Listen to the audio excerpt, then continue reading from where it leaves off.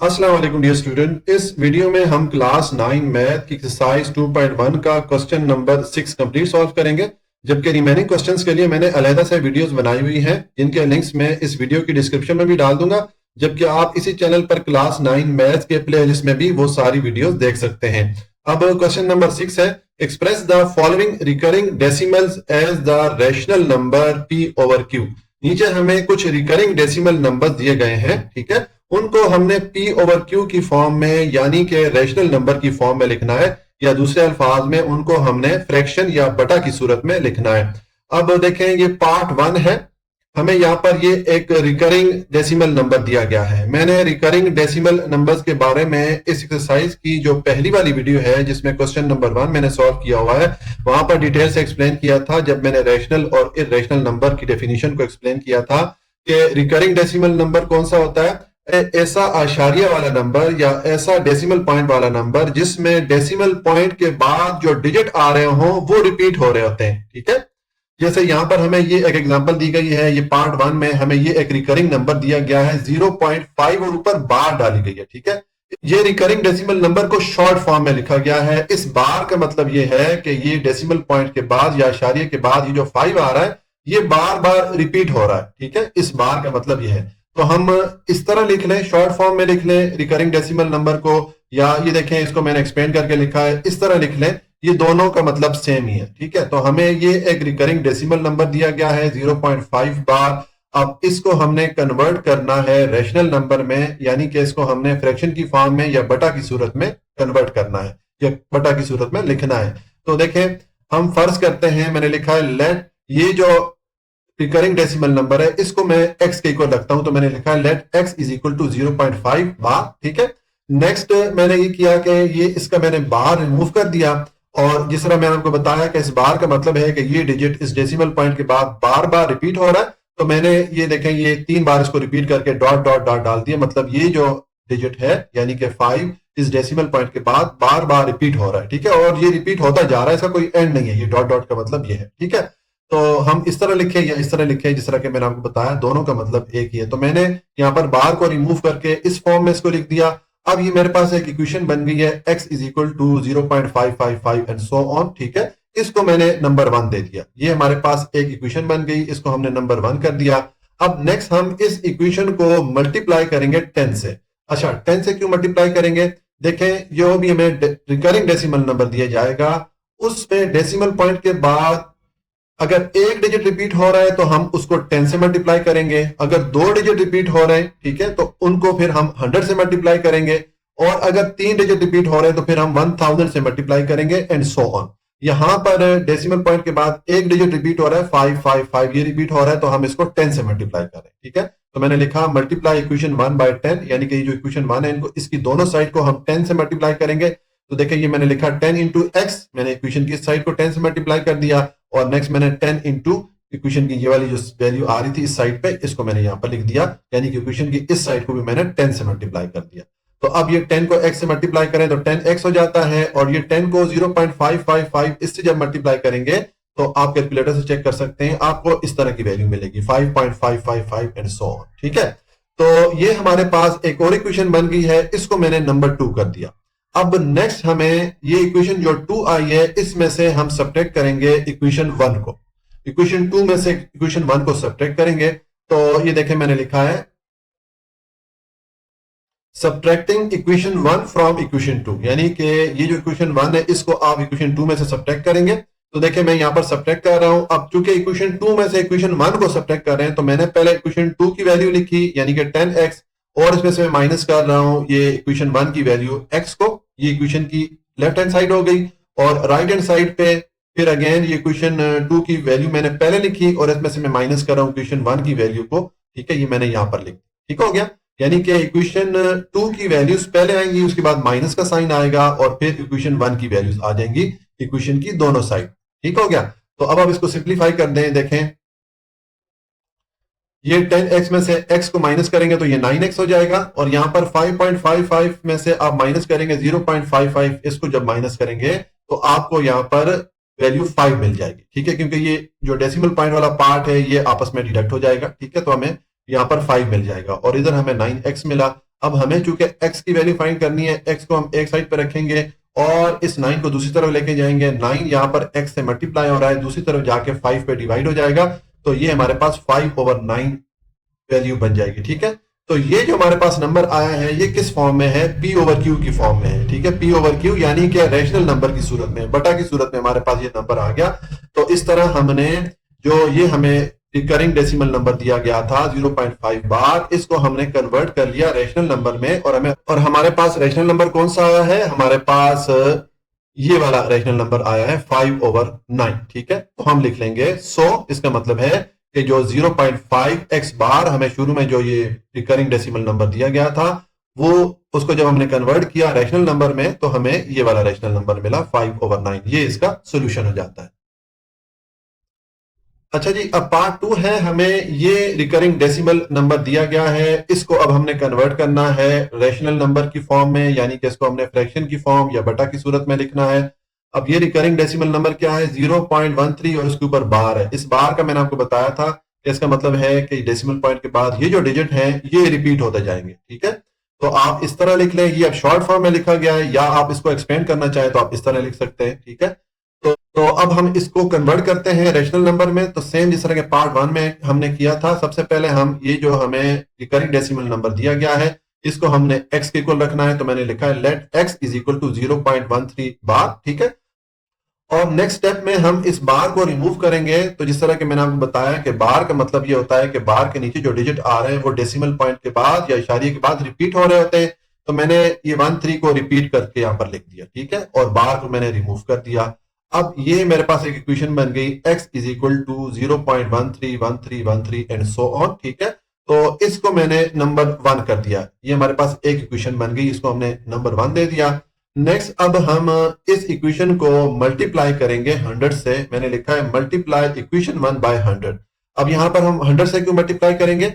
क्योंकि हमारे पास यहां पर डेसिमल पॉइंट के बाद जो डिजिट रिपीट हो रहे हैं वो 2 है। जिस तरह के पार्ट 1 में एक डिजिट रिपीट हो रहा था तो वहां पर हमने 10 से मल्टीप्लाई किया था, यहां पर 2 डिजिट रिपीट हो रहे हैं तो हम 100 से मल्टीप्लाई करेंगे। ठीक है, इसी तरह अगर 3 डिजिट रिपीट होंगे तो फिर 1000 से मल्टीप्लाई करना पड़ेगा। ये मैंने आपको पार्ट 1 में भी एक्सप्लेन किया था। अब यहाँ पर 2 डिजिट रिपीट हो रहे हैं। ठीक है, तो हम 100 से मल्टीप्लाई करेंगे इक्वेशन की दोनों साइड को।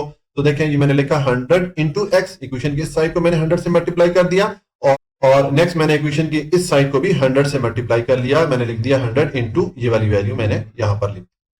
अब आप इसको मल्टीप्लाई करेंगे तो 100x से मल्टीप्लाई होगा तो 100x हो जाएगा। ठीक है, और ये 100 0.131313 इससे अगर आप मल्टीप्लाई करेंगे तो आपको ये वैल्यू मिलेगी 13.131313। ये आप कैलकुलेटर से चेक कर सकते हैं। ठीक है, तो अब ये हमारे पास एक और इक्वेशन बन गई है 100x is equal to 13.131313 and so on. ठीक है, इसको मैंने नंबर 2 कर दिया। ठीक है, ये इक्वेशन 1 हो गई, ये इक्वेशन 2 हो गई। तो अब नेक्स्ट हमें इक्वेशन 2 में से इक्वेशन 1 को माइनस करेंगे। ठीक है, हमें माइनस करना पड़ेगा, तो हमें ये जो p/q या रैशनल नंबर है वो मिल जाएगा। तो मैं माइनस करता हूं। देखें, मैंने लिखा है सब्ट्रैक्टिंग इक्वेशन 1 फ्रॉम इक्वेशन 2। ये जो इक्वेशन 1 है इसको माइनस करेंगे या सब्ट्रैक्ट करेंगे इक्वेशन 2 में से। तो देखें, अब चूंकि इक्वेशन 2 में से इक्वेशन 1 को सब्ट्रैक्ट करना है, तो मैंने पहले इक्वेशन 2 की वैल्यू लिखी और उसमें से मैं माइनस कर रहा हूं इक्वेशन 1 को। ठीक है, देखें, अब ये देखें इक्वेशन 2 की वैल्यू है 100x, ये मैंने पहले लिखी और इसमें से मैं माइनस कर रहा हूं इक्वेशन 1 की वैल्यू x को। ठीक है, ये इक्वेशन की लेफ्ट हैंड साइड हो गई, और इक्वेशन की राइट हैंड साइड पे अब इक्वेशन 2 की वैल्यू आप पहले लिखें। ये मैंने पहले ये वाली वैल्यू लिख दी और इसमें से मैं माइनस कर रहा हूं इक्वेशन 1 की वैल्यू, यानी कि ये वाली जो वैल्यू है ये मैंने यहां पर लिखी। ठीक है, इक्वेशन 2 की वैल्यूज मैंने पहले लिखी, उसके बाद माइनस का साइन आया, फिर मैंने इक्वेशन 1 की वैल्यूज लिख दी। अब इसको आप सब्ट्रैक्ट कर दें। ठीक है, तो सब्ट्रैक्ट हम करेंगे, तो देखिए अब इसको हम सब्ट्रैक्ट करेंगे। 100x में से x को माइनस करें तो 99x रह जाएगा, और यहां पर 13.131313 इसमें से आप माइनस करेंगे 0.131313 को, तो आपके पास सिर्फ 13 रह जाएगा, क्योंकि ये डेसिमल पार्ट जो है इस डेसिमल पार्ट के साथ डिडक्ट हो जाएगा। और नेक्स्ट हम इस 99 को दूसरी तरफ लेके जाएंगे इक्वेशन के, यहां पर 99x से मल्टीप्लाई हो रहा है, दूसरी तरफ जाके ये 13 पे डिवाइड हो जाएगा।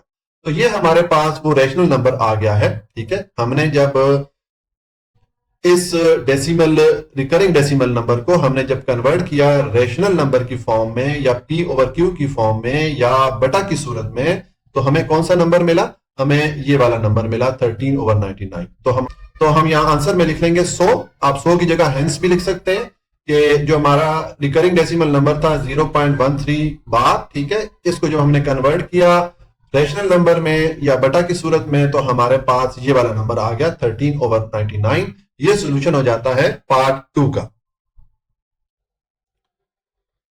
अच्छा जी, अब पार्ट 3 है। हमें ये रिकरिंग डेसिमल नंबर दिया गया है 0.67 बार, ठीक है। इसको हमने कन्वर्ट करना है रैशनल नंबर में, यानी कि इसको हमने फ्रैक्शन की फॉर्म में या बटा की सूरत में इसको कन्वर्ट करके लिखना है। तो देखें यहां पर जिस तरह के आपको मैंने पार्ट 1 और पार्ट 2 में बताया था कि डेसिमल पॉइंट के बाद ये डिजिट के ऊपर जो बार डाली जाती है, इसका मतलब होता है कि ये जो डिजिट हैं ये इस डेसिमल पॉइंट या आशारिये के बाद रिपीट हो रहे हैं, ठीक है, इसलिए इसको रिकरिंग डेसिमल नंबर कहते हैं, ठीक है। तो आप इसको इस तरह लिख लें, ये अब शॉर्ट फॉर्म में रिकरिंग डेसिमल नंबर को लिखा गया है, और अगर इसको आप एक्सपेंड करके लिखेंगे तो आप इस तरह इसको लिख सकते हैं, इस तरह मैंने यहां पर लिखा है, ठीक है। तो अब हम इस रिकरिंग डेसिमल नंबर को कन्वर्ट करते हैं रैशनल नंबर की फॉर्म में या बटा की सूरत में इसको लिखेंगे। तो उसके लिए सबसे पहले हम क्या करेंगे, जिस तरह के पार्ट 1 और पार्ट 2 में मैंने आपको बताया कि हम इस रिकरिंग डेसिमल नंबर को x के इक्वल रख लेंगे। तो मैंने लिखा है let x is equal to 0.67 bar, ठीक है, इसके ऊपर बार है। नेक्स्ट हम ये करेंगे कि ये जो बार इसके ऊपर आ रही है इसको हम रिमूव कर देंगे, ठीक है, और इसको एक्सपेंड करके लिख लेंगे। तो मैंने x is equal to 0.676767 and so on. आप जितनी बार चाहे यहां पर लिख सकते हैं, क्योंकि ये रिपीट होता जा रहा है और इसका कोई एंड नहीं है, जितनी बार चाहे आप लिख सकते हैं, लेकिन मैंने बस 3 दफा इसको रिपीट करके लिख दिया, उसके बाद डॉट डॉट डाल दिया। इसका मतलब है कि ये जो 67 है ये रिपीट होता जा रहा है, ठीक है। अब देखिए हमारे पास ये एक इक्वेशन बन गई है x इज इक्वल टू, और इसके सामने ये वैल्यू आ रही है 0.676767 एंड सो ऑन। तो इस इक्वेशन को मैं नंबर 1 कर देता हूं, ठीक है। अब नेक्स्ट हम इस इक्वेशन को मल्टीप्लाई करेंगे 100 से। 100 से क्यों मल्टीप्लाई करेंगे, जिस तरह कि आपको पार्ट 1 और पार्ट 2 में बताया कि अगर रिकरिंग डेसिमल नंबर में आशारिया या डेसिमल पॉइंट के बाद एक डिजिट रिपीट हो रहा होता है तो उसको हम 10 से मल्टीप्लाई करते हैं। अगर 2 डिजिट रिपीट हो रहे होते हैं तो उसको 100 से मल्टीप्लाई करते हैं। जैसे कि यहाँ पर ये 2 डिजिट रिपीट हो रहे हैं 676767, तो इसको हम 100 से मल्टीप्लाई करेंगे। और अगर इनकेस यहाँ पर 3 डिजिट हो तो फिर हम 1000 से मल्टीप्लाई करेंगे एंड सो ऑन। जैसे जैसे डिजिट की तादाद बढ़ती जाएगी उसी तरह हम यहाँ पर ये 101 के साथ 0 को बढ़ाते जाएंगे, ठीक है। तो अब ये देखें, मैं इस इक्वेशन 1 को मल्टीप्लाई करता हूं 100 से, यानी कि 100 को इस इक्वेशन की दोनों साइड से मल्टीप्लाई करूंगा। तो ये मैंने 100 इंटू एक्स कर दिया, यानी इक्वेशन की इस साइड को मैंने 100 से मल्टीप्लाई कर दिया, और इक्वेशन की राइट साइड को भी मैंने 100 से मल्टीप्लाई कर दिया। 100 इंटू ये वैल्यू मैंने लिख दी। अब नेक्स्ट हम इसको सिंप्लीफाई करेंगे। 100 को x से मल्टीप्लाई करें तो 100x हो जाता है, ठीक है। इसी तरह ये 100 को आप इस वैल्यू से जब मल्टीप्लाई करेंगे तो आपको 67.676767 ये वाली वैल्यू मिलेगी। आप कैलकुलेटर पे चेक कर सकते हैं। अब ये हमारे पास एक और इक्वेशन बन गई है, इस इक्वेशन को मैंने नंबर 2 कर दिया। अब हमें इस रिकरिंग डेसिमल नंबर को रेशनल नंबर में कन्वर्ट करने के लिए ये करना पड़ेगा कि जो इक्वेशन 2 है इसमें से हम इक्वेशन 1 को सब्ट्रैक्ट करेंगे, ठीक है। तो देखिए मैंने लिखा है सब्ट्रैक्टिंग इक्वेशन 1 फ्रॉम इक्वेशन 2, यानी कि ये जो इक्वेशन 2 है इसमें से आप सब्ट्रैक्ट करें इक्वेशन 1 को। तो हम सब्ट्रैक्ट करते हैं।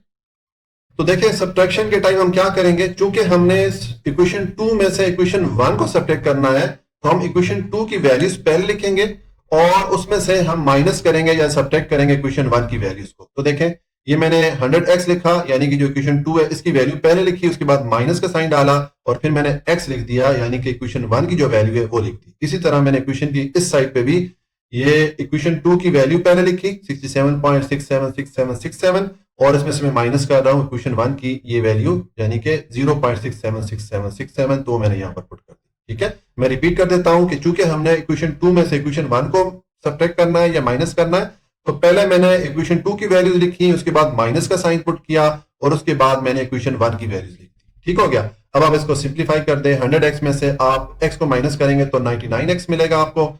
यहां पर 67.676767 इसमें से आप माइनस करेंगे इस वैल्यू को तो आपको 67 मिलेगा, क्योंकि ये डेसिमल पार्ट के साथ डिडक्ट हो जाएगा, पीछे सिर्फ 67 रह जाएगा, ठीक है। तो अब नेक्स्ट आप इसको सिंप्लीफाई कर दें। देखें अब 99 को हम दूसरी तरफ लेके जाएंगे, x को हम इस तरफ रखेंगे, 99 को दूसरी तरफ लेके जाएंगे, तो यहां पर 99 इस x से मल्टीप्लाई हो रहा है, दूसरी तरफ जाके 67 पे डिवाइड हो जाएगा, तो ये हमारे पास फ्रैक्शन आ जाती है 67/99, ठीक है।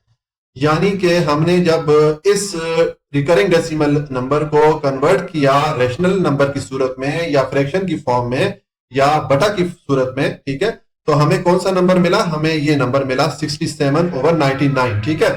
तो इसका मतलब है कि हमारा आंसर हो जाएगा, मैं लिखूंगा 100, ये जो हमें रिकरिंग डेसिमल नंबर दिया गया था, इसको जो हमने कन्वर्ट किया रेशनल नंबर में, तो हमें ये वाला नंबर मिला 67/99।